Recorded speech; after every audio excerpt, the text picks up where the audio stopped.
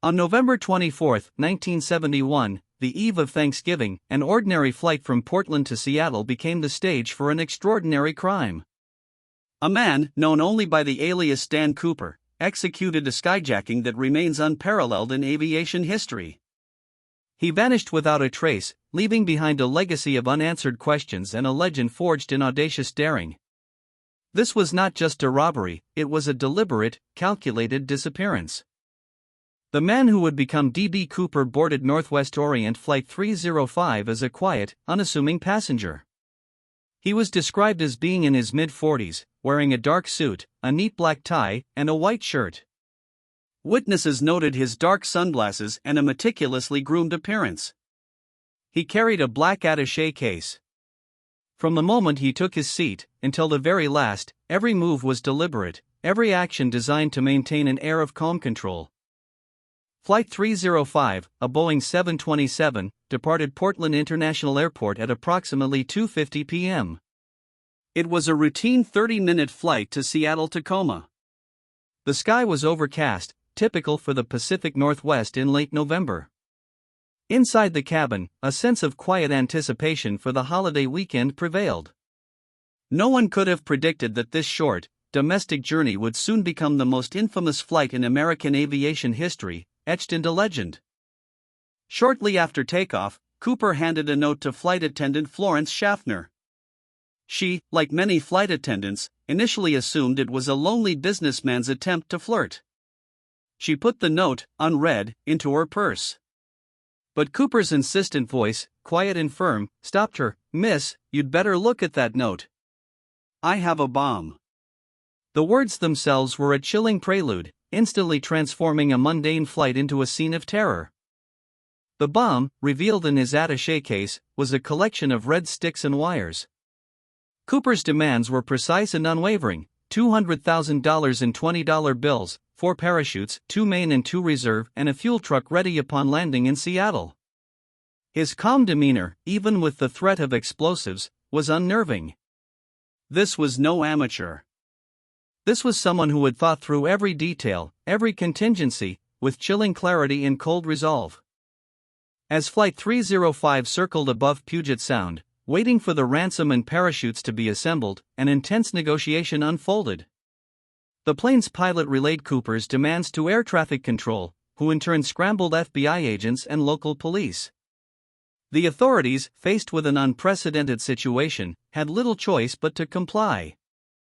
The lives of passengers and crew hung in the balance, a terrifying ordeal playing out silently above the unsuspecting city. The demands were met. Agents swiftly gathered the cash, specifically unmarked $20 bills, and 4 parachutes were sourced from a local skydiving school. The money, a substantial sum for 1971, weighed nearly 20 pounds. With the ransom secured, Flight 305 was finally cleared to land at Seattle-Tacoma International Airport. A sense of relief, however temporary, washed over the desperate crew, but the ordeal was far from over. Upon landing in Seattle, Cooper allowed the passengers to disembark, along with flight attendant Florence Schaffner. The refueling process began. Only the pilot, co-pilot, flight engineer, and flight attendant Tina Mucklow remained on board. It was a terrifying moment for the remaining crew, knowing they were now completely at the mercy of their hijacker. The aircraft sat on the tarmac, an eerie monument to the unfolding drama, under the watchful eyes of hidden law enforcement. With the ransom in hand, Cooper laid out his final, chilling instructions. The plane was to take off, flying south-southeast at a maximum altitude of 10,000 feet, with the landing gear extended and cabin pressure reduced. The rear exit door, he specified, was to remain open. The destination, Mexico City, with a refueling stop in Reno. It was clear now, Cooper intended to jump. The stage was set for his impossible escape, high above the earth. The Boeing 727, now with only 4 crew members and its enigmatic hijacker, ascended once more into the night. It was a dark, turbulent flight. Rain hammered against the windows, and the plane encountered severe weather as it headed south. The reduced speed and altitude, combined with the open rear door and the storm, made for an incredibly dangerous environment. This was not a jump for the faint of heart or the inexperienced. Around 8:13 p.m., somewhere over southwestern Washington, DBCooper acted. Tina Mucklow, the sole remaining flight attendant, was instructed to stay in the cockpit. A warning light flashed in the cockpit, indicating the aft door had been opened. The pilots felt a subtle shift in cabin pressure.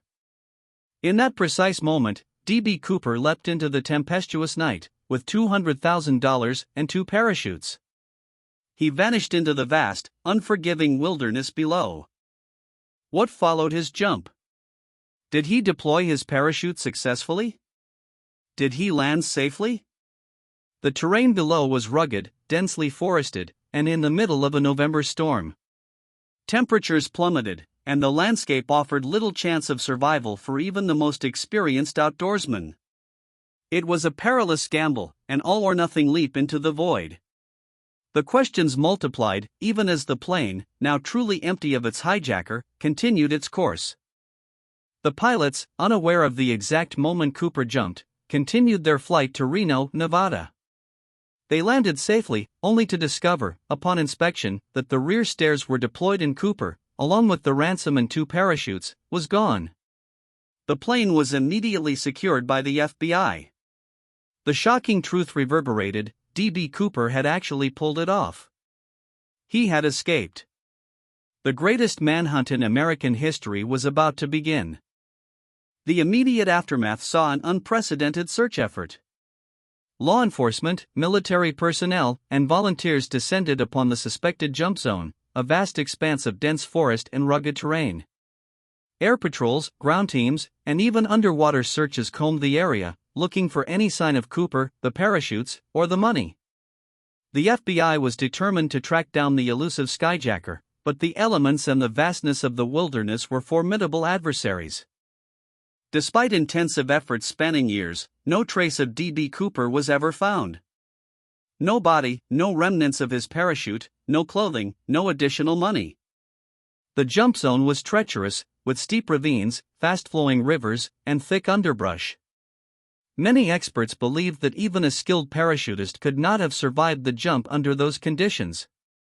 The wilderness had swallowed him whole, leaving behind only the cold wind and an enduring silence. Then, in February 1980, almost a decade later, a small boy named Brian Ingram, digging on a beach along the Columbia River, made an astonishing discovery.